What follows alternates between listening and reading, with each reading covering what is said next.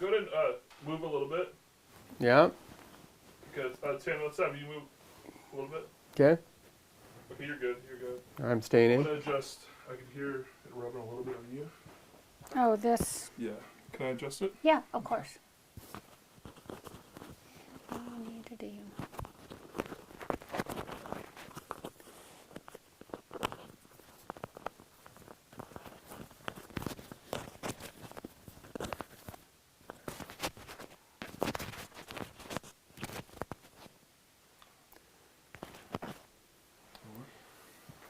And Shane, which is the key camera that I should be talking to? I would talk to the center one here. All right. Unless you want to do, the 2-shot will be this, and then that one will be yours. I think coming in on this, we can do this. Okay. Unless you want to speak directly to the people at home. I was just going to start this segment off, kind of thank people for tuning in and then start the interview. So would you like me to start there? Who tunes into this? Quite the following. There's actually quite a few people. We do, of course, live streaming on Sundays. So a lot of your congregation. Yeah, this is primarily for our congregation. Okay. So we'll have That's what I was upwards curious of about. 200 on the live stream. We do a weekly update thing that's mostly just announcements that we've got a pretty faithful group of about 60, which is probably really about 90 people. But then there's a whole other group of folks that if we're doing something special like this, now I wouldn't anticipate that these are going to have a lot of viewers because it's fairly specific to people. However, we are in Sequim, and so there are a lot of folks that are dealing with this somewhere on the journey. So we could be surprised at the... But it's mostly local people. It's just mostly, doing their thing. we are not trying to promote this out of the area. It's like our live stream. I have no aspirations for our live stream to do anything more than service our Gotcha. people locally. Gotcha. Okay. All right. Okay. Ready to go? Yep. And I'll just let you start, unless you want me to count you in. No, I can go ahead and do it. Okay. Well, thanks for joining us for another episode of our DC Cares. And currently we're doing a series of these podcasts thinking about people who are caretakers for loved ones that are going through dementia or Alzheimer's. And we know what a difficult journey that is, and oftentimes just knowing what the resources are that are available. And one of those resources has to do with medication. And I have with me Becky Godby. And Becky, your husband is Louis Godby. He's the pastor at Olympic View Church. Right. But what is it that you do? Okay, so I'm a psychiatric nurse practitioner. I work with psychiatric diagnosis and psychiatric medication management. I have an independent practice, Olympic Psychiatric Care, that's here in Sequim. And I have been owner and sole provider at that location for the past 7 years. Okay. So tell me about being a psychiatric nurse. What does that mean? How is that different from a regular registered nurse? Yeah, so I have advanced training in psychiatric care, and so a master's degree with postmaster's training in this specialty area. And it allows me to diagnose and prescribe, and usually I follow up with patients on a routine basis to make sure medications are working well, that they're getting the results they desire, that type of thing. So for a person who is going through some form of dementia, Alzheimer's or something, what can medication do? Yeah, well, it's variable. Medication cannot cure Alzheimer's disease. It can slow the progression. And the two primary medications that I prescribe, donepezil, years ago you would have seen this advertised on TV while it was still a brand name drug called Aricept. And the other one that I prescribe is Namenda. Well, the brand name was Namenda, the generic name is memantine. And donepezil is for mild to moderate all the way to severe dementia, and memantine is usually used for moderate to severe dementia. And these medications can have side effects, so you have to be careful with using these medications to be sure they're not causing more harm than good. And as I said, they don't cure the problem, they can just slow the progression. So you probably have an understanding that Alzheimer's is the primary cause of dementia in people over age 65, and it's a slow, progressive disease. And this use of this medication might be able to keep a patient in their home a bit longer. I always like people to know the limits of care and medication, because honestly, with this slow progression, there comes a time when medication is not going to save the day. This person progresses to a point, particularly when they're no longer sleeping at night or they get combative, that you are probably going to have to use more than these types of medications and more than just care in the home to have everybody's best life. Whenever I have a patient with cognitive decline, particularly Alzheimer's, I let people know there's two patients, the caregiver and the patient themselves, because there's a reason there's 3 shifts at a nursing home. One person cannot possibly do all the care that's needed, and it's knowing when that line is that's critical in this slow progressive disease. It's like that infamous frog in the boiling water. Sometimes you don't realize how hot, how difficult, how much it's taking out of you. And that's one of the things that I do as a care provider, is help them understand when they need to make some of the very hard decisions in this progression. If someone is using one of these medications, you said there's side effects, there are downsides to these medications. What does the upside look like in the day-to-day experience? Does it help to quiet agitation? Does it help with sleeping? Any of that? Not typically, and that's the problem. When you have a slow progressing disease and it's just slowing the progression, it's kind of, yes, this can help, but you're not going to see a lot of change. So you remember, this person is forgetting how to do things, and it might keep them able to ambulate longer, able to feed themselves longer, but you're not going to see like, oh, they were like this and now they're much better. It's just slowing that progression, theoretically. And so if a person's on a lot of medications or has trouble swallowing medications, or you don't want them to take medication, there may be a questionable reason even to start these medications. But some of the side effects to watch for are nausea and GI symptoms like diarrhea, or like if a person has a poor appetite, you might not even want to start these medications because it could decrease their appetite, and you would not want that. So that's one of the things, if I start medication, I'm really watching for tolerability, but I'm not going to see something that's like, aha, they're so much better. That's just not what you see with these. Now, one of the things that I hear people talk about, you talk about the toll it takes on the caretaker. And for sure, part of that is when that loved one is becoming very agitated, or like you say, the sleep problems. Mm-hmm. Is there anything medically that can be done to help that person with the sleep or with the agitation if the person doesn't feel they're ready yet to go into more significant full-time care? Yeah.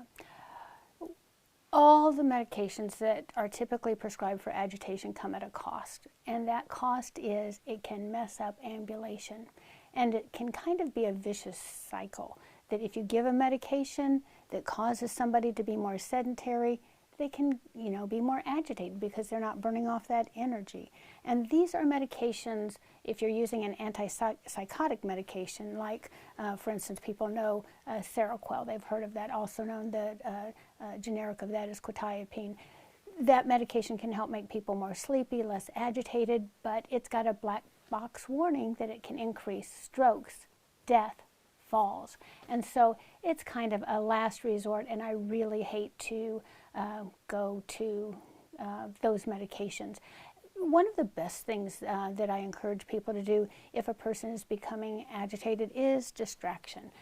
Music, calm environment, not shouting at them, not yelling at them, not pulling on them, but just remaining calm and distract them from whatever they're doing that's problematic. And as this disease progresses, sometimes they get very belligerent with self-care. And, you know, if it's not life and death, I encourage them just to table that and address it later, much like you would work with a small child, and just try to get through the day with as few conflicts as possible. But the medications for agitation, most of them are, a double-edged sword for sure. And so I use them very judiciously, cautiously, smallest effective dose, and with lots of warnings that if this, you know, is causing problems, they're no longer getting up, may have to do something different besides that. Okay. So antipsychotics, lots of dangers with them.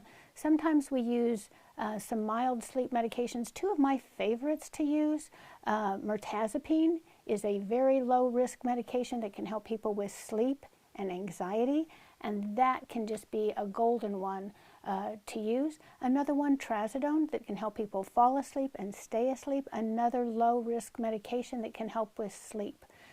So those are two that I use with a pretty clear conscience and very low risk for those two. They can typically take those from now until forever and not have big problems or worries. Okay. Yeah. What do you say to that caregiver who is, as you said, there's this other patient that, any guidelines you have for them, just thinking about themselves, to know if they're reaching that point where they need to bring in other help or put their loved one into care? Yes, I have a lot to say about that, and I say a lot about that. And the big piece with that is sleep. Sleep is our cornerstone of both mental and physical health. And if people's sleep is being interrupted, remember, this is not like a little child, because little children you can keep contained. A person with Alzheimer's disease may be wandering. They may go out the door. They may turn on the stove. There can be so many things that even if you're trying to rest, that you have that ear open for that person. What's going on? Are they getting out of bed? And so on and so forth. And if you're not able to get 7 to 8 hours of sleep, then you can expect your reserves to go down. That you're going to get progressively more irritable, more frustrated, and elder abuse can be a huge problem. I mean, this person that you love and want to care for, you just become so frustrated and irritated with them that your relationship with them goes downhill. And I encourage people to pay attention to that. And one of the things they can do if they want to keep that person in their home is bring in help. They need the caregiver needs a chance to get outside the home, go grocery shopping or go for a walk or do something without worrying what's going to happen. Is that person going to, fall or get out of the house and go somewhere? You need that mental break. And so I encourage people to bring in care, or even care overnight. So somebody's sitting right there, because those falls that happen in the middle of the night can be total game changers, and there's a lot of guilt and frustration that happens because, gosh, I couldn't watch over them 24/7, and nobody can.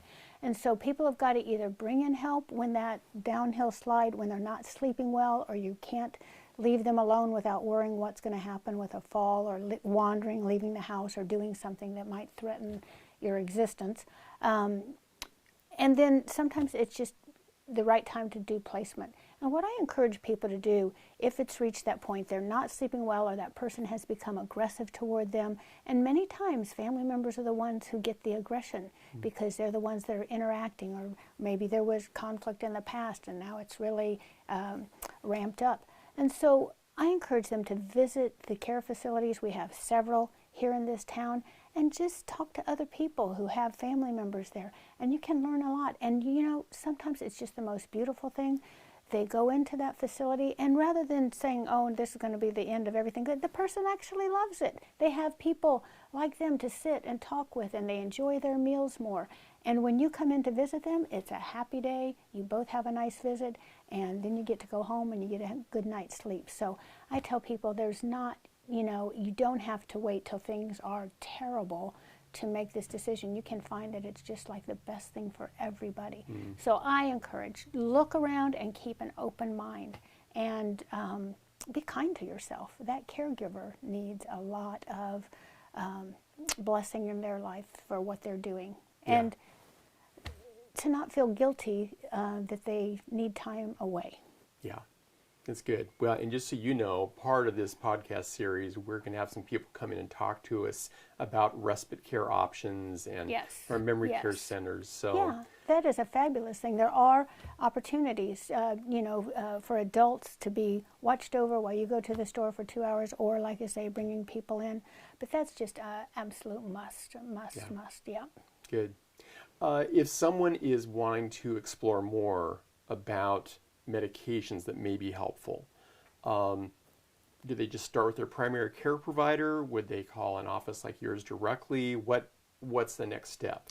Yeah, many of primary care providers are familiar with these medications and good at prescribing them. If they are not comfortable with that, they may recommend somebody else. The number one thing is to make sure you know what you're dealing with. And once this has been concretely established that we have this disease process going on, then things are pretty clear for the most part what to do next. So if the diagnosis is established, everybody knows you've had enough time to watch this cognitive decline going, yes. And if your primary care provider isn't comfortable with that, they have their people that they refer, because remember, this is no longer uncommon. This is well known, and it's a pretty clear treatment path for most providers. They get it, is what I want to say, I guess. Good. Yeah. Well, Becky, thank you so much for taking some time, and we hope that this has been helpful for you. Again, one of the reasons we're doing this is we want to give you resources to care well for your loved ones if you're going through this journey, but we want to care well for you as well, because we know that for the caregiver, this is a difficult road to walk. And so any ways that we can pray for you, that we can encourage you, and some practical tools we can give you to help you along, I just hope that's a blessing and encouragement. So, Becky, thank you so much. Yes, you're most welcome. It's a pleasure. Okay, all the best. Awesome. And Becky, before we end, can you please say and spell your last name? Yes, Godby, G-O-D, like God, and then B-Y. Okay. And what is your title? Psychiatric nurse practitioner. And where do you work? Olympic Psychiatric Care. Okay. Yeah. Thank you. Yeah, you're welcome. Well, that was pretty painless. See, I told you. Yeah.